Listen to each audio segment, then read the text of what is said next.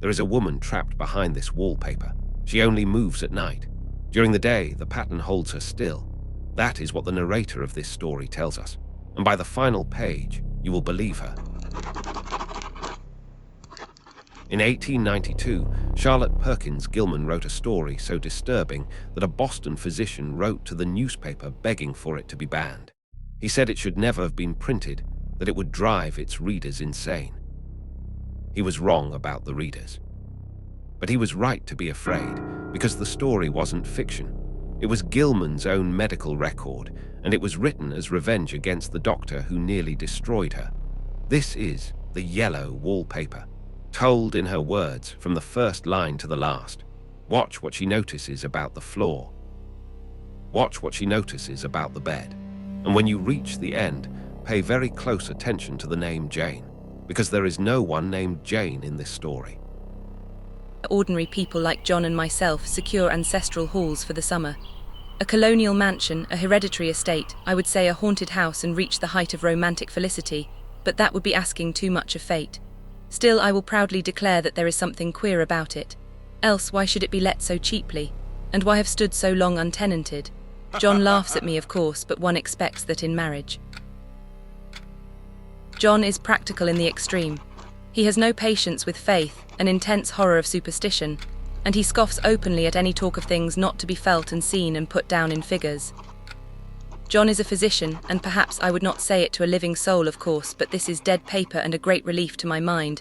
Perhaps that is one reason I do not get well faster. You see, he does not believe I am sick. And what can one do?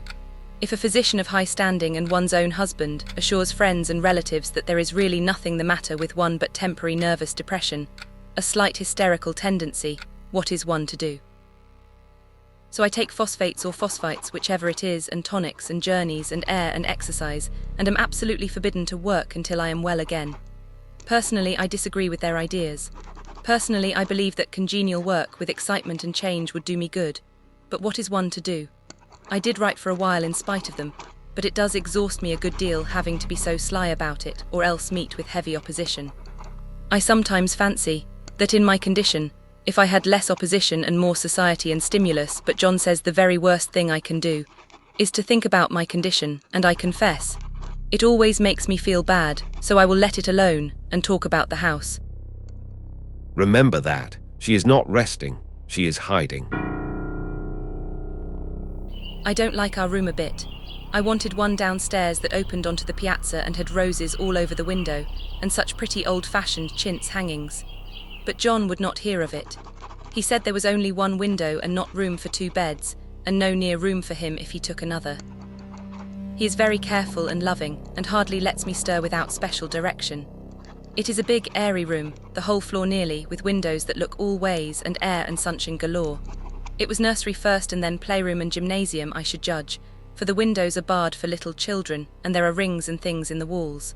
The paint and paper look as if a boys' school had used it. It is stripped off, the paper, in great patches all around the head of my bed, about as far as I can reach, and in a great place on the other side of the room low down. I never saw a worse paper in my life. One of those sprawling flamboyant patterns, committing every artistic sin. It is dull enough to confuse the eye in following, pronounced enough to constantly irritate and provoke study, and when you follow the lame, uncertain curves for a little distance, they suddenly commit suicide, plunge off at outrageous angles, destroy themselves in unheard-of contradictions. The colour is repellent, almost revolting, a smouldering, unclean yellow, strangely faded by the slow-turning sunlight. It is a dull yet lurid orange in some places, a sickly sulphur tint in others. No wonder the children hated it. I should hate it myself if I had to live in this room long. She has been in that room for 2 weeks. I'm getting really fond of the room in spite of the wallpaper, perhaps because of the wallpaper. It dwells in my mind so. I lie here on this great immovable bed, it is nailed down, I believe, and follow that pattern about by the hour. It is as good as gymnastics, I assure you. I start, we'll say at the bottom, down in the corner over there where it has not been touched, and I determine for the 1000th time that I will follow that pointless pattern to some sort of a conclusion. There is a recurrent spot where the pattern lolls like a broken neck, and 2 bulbous eyes stare at you upside down. They get into me, those absurd, unblinking eyes. They are everywhere.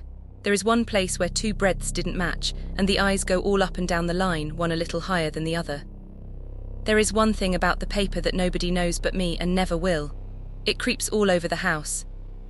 I find it hovering in the dining room, skulking in the parlor, hiding in the hall, lying in wait for me on the stairs. It gets into my hair. Even when I go to ride, if I turn my head suddenly and surprise it, there is that smell. Such a peculiar odor too. I have spent hours in trying to analyze it to find what it smelled like. It is not bad at first and very gentle, but quite the subtlest, most enduring odor I ever met. In this damp weather it is awful. I wake up in the night and find it hanging over me. It used to disturb me at first. I thought seriously of burning the house to reach the smell, but now I am used to it. The only thing I can think of that it is like is the color of the paper, a yellow smell. There is a very funny mark on this wall, low down near the mopboard. A streak that runs round the room. It goes behind every piece of furniture except the bed, a long, straight, even smooch, as if it had been rubbed over and over. I wonder how it was done and who did it and what they did it for. Round and round and round, round and round and round, it makes me dizzy. A streak worn into the wall at hip height, rings bolted to the walls, bars on the windows, a bed nailed to the floor with its head gnawed, and scratches in the wood. Gilman never tells you who was in this room before. She never has to. I didn't realize for a long time what the thing was that showed behind that dim sub-pattern, but now I am quite sure it is a woman. By daylight she is subdued, quiet. I fancy it is the pattern that keeps her so still. It is so puzzling.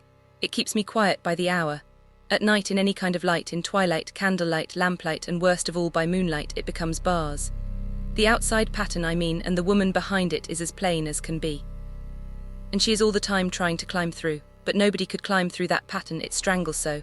I think that is why it has so many heads. They get through and then the pattern strangles them off and turns them upside down and makes their eyes white.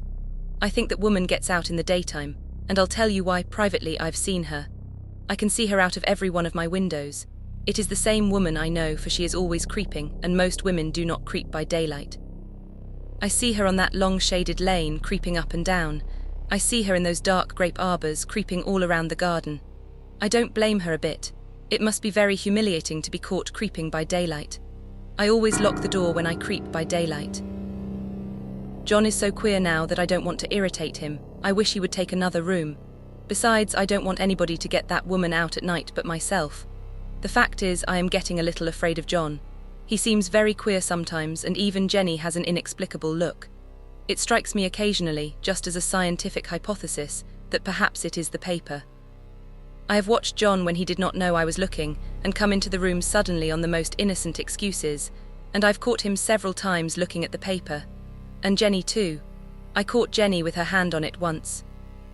She didn't know I was in the room, and when I asked her in a very quiet voice with the most restrained manner possible what she was doing with the paper, she turned around as if she had been caught stealing and looked quite angry. She said the paper stained everything it touched, that she had found yellow smooches on all my clothes and John's, and she wished we would be more careful. Did not that sound innocent? But I know she was studying that pattern, and I am determined that nobody shall find it out but myself.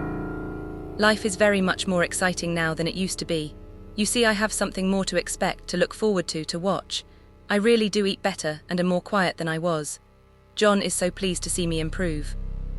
He laughed a little the other day and said I seemed to be flourishing in spite of my wallpaper. I turned it off with a laugh. I had no intention of telling him it was because of the wallpaper. He would make fun of me. He might even want to take me away. I don't want to leave now until I have found it out. There is a week more and I think that will be enough. I pulled and she shook. I shook and she pulled. And before morning we had peeled off yards of that paper. A strip about as high as my head and half around the room. And then when the sun came and that awful pattern began to laugh at me, I declared I would finish it today. We go away tomorrow, and they are moving all my things down again to leave things as they were before. I got up softly and went to feel and see if the paper did move, and when I came back John was awake.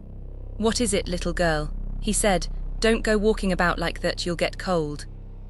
I thought it was a good time to talk, so I told him that I really was not gaining here and that I wished he would take me away. "Why, darling," said he, "our lease will be up in 3 weeks and I can't see how to leave before. The repairs are not done at home and I cannot possibly leave town just now. Of course, if you were in any danger I could and would, but you really are better, dear, whether you can see it or not. I am a doctor, dear, and I know." You are gaining flesh and color, your appetite is better. I feel really much easier about you. I don't weigh a bit more, said I, nor as much. And my appetite may be better in the evening when you are here, but it is worse in the morning when you are away. Bless her little heart, said he with a big hug, she shall be as sick as she pleases.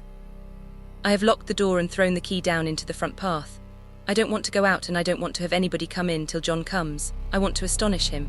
I've got a rope up here that even Jenny did not find. If that woman does get out and tries to get away, I can tie her. I don't like to look out of the windows even, there are so many of those creeping women and they creep so fast. I wonder if they all come out of that wallpaper as I did. But I am securely fastened now by my well-hidden rope. You don't get me out in the road there. It is so pleasant to be out in this great room and creep around as I please. I don't want to go outside. I won't, even if Jenny asks me to. For outside you have to creep on the ground and everything is green instead of yellow. But here I can creep smoothly on the floor and my shoulder just fits in that long smooch around the wall, so I cannot lose my way. Why, there's John at the door. It is no use, young man, you can't open it. How he does call and pound. Now he's crying for an axe. It would be a shame to break down that beautiful door. John dear, said I in the gentlest voice, the key is down by the front steps under a plantain leaf. That silenced him for a few moments. Then he said, very quietly indeed, open the door, my darling. I can't, said I, the key is down by the front door under a plantain leaf. And then I said it again, several times, very gently and slowly, and said it so often that he had to go and see, and he got it of course and came in. He stopped short by the door. What is the matter? He cried. For God's sake, what are you doing?